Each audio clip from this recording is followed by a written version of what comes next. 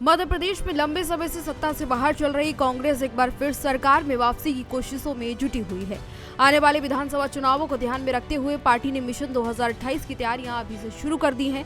यही वजह है कि कांग्रेस 21 और 22 जुलाई को मांडू में अपने विधायकों के साथ एक चिंतन शिविर आयोजित करने जा रही है। इस शिविर में प्रदेश से जुड़े प्रमुख मुद्दों पर मंथन होगा और आगे की रणनीति भी तय की जाएगी।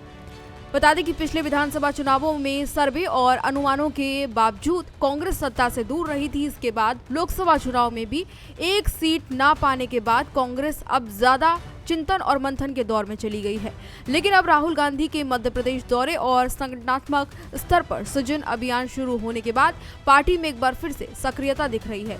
पार्टी के तमाम नेताओं में भी कहीं न कहीं जोश दिख रहा है। मांडू में होने वाली बैठक को पार्टी नेतृत्व भविष्य की दिशा की ओर देख रही है।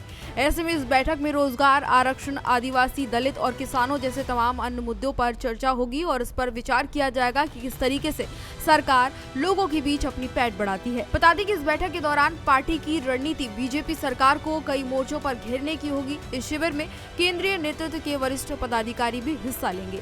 इस पूरे मामले को लेकर नेता प्रतिपक्ष उमंग सिंघार ने कहा है कि कांग्रेस पूरी गंभीरता के साथ 2028 की तैयारी में जुट गई है और मांडू में ये बैठक एक नई सोच और दिशा तय करने के लिए अहम भूमिका निभाएगी। मध्य प्रदेश में कांग्रेस की एक नई सोच, एक नई रणनीति को लेके 2028 को लेके कांग्रेस पार्टी की ओर से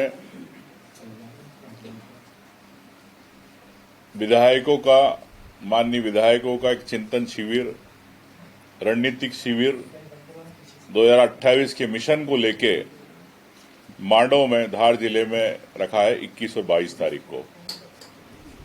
उसमें तमाम ऐसे विषयों पर चर्चा होगी जो इस प्रदेश के लिए आवश्यक है, जिस पे भारतीय जनता पार्टी बोलना नहीं चाहती है, निर्णय नहीं लेना चाहती।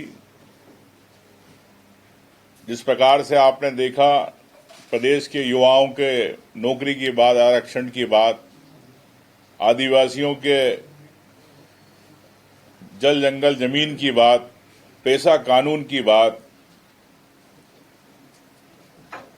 एसटी एससी सीटों पे अत्याचारों की बात और ऐसे कई तमाम विषय है जिस पे समूह चर्चा होगी। और दिल्ली से हमारे कांग्रेस के वरिष्ठ नेता सभी लोग ऑनलाइन रहेंगे, चूंकि 21-22 को लोकसभा है। और सोशल मीडिया के लिए सुप्रिया सिनेज जी, प्रधानी जी, भारतीय कांग्रेस के कोषाध्यक्ष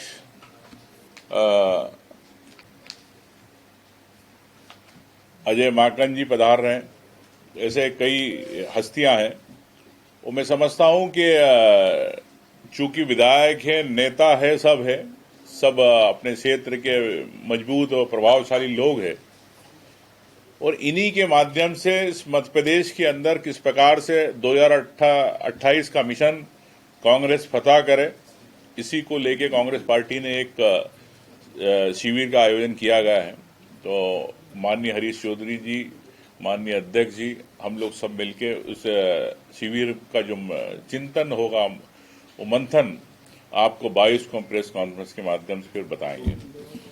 वहीं बीजेपी ने इस बैठक को लेकर कांग्रेस पर निशाना साधा है। उनका कहना है कि कांग्रेस आंतरिक गुटबाजी और अनुशासनहीनता से जूझ रही है और बैठकों की बजाय पहले अपनी संगठनात्मक स्थिति सुधारनी चाहिए। बीजेपी का मानना है कि कांग्रेस के अंदर तालमेल की कमी के चलते वह प्रदेश में विश्वसनीय विकल्प बनने का नाकाम प्रयास कर रही है। मैंने पहले भी कहा था कि कांग्रेस को नकल के पहले अकल की जरूरत है।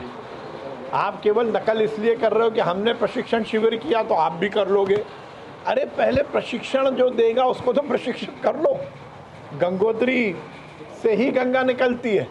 खुद ही अप्रशिक्षित है, खुद ही अनुशासनहीन है। अनुशासनहीनता की पराकाष्ठा है कांग्रेस के नेता हो या कार्यकर्ता हो। केवल अनुशासनहीनता का ही पाठ वो पढ़ सकते हैं या पढ़ा सकते हैं।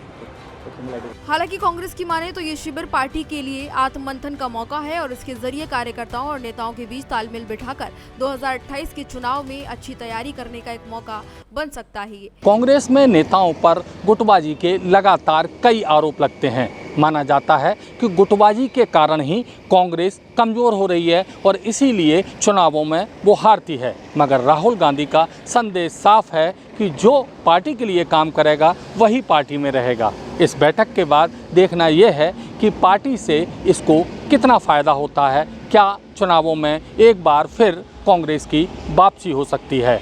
कैमरामैन मनीष के साथ भारत एक्सप्रेस के लिए भोपाल से अजय भटनागर। ऐसे में कांग्रेस इस बैठक के लिए खास तौर से तैयारियां कर रही है और कार्यकर्ताओं में जोश भरने के लिए पूरी तरह से तैयार नजर आ रही है। तो फिलहाल इस जानकारी में इतना ही। इसी तरह की तमाम और जानकारियों के लिए देखते रहिए भारत एक्सप्रेस।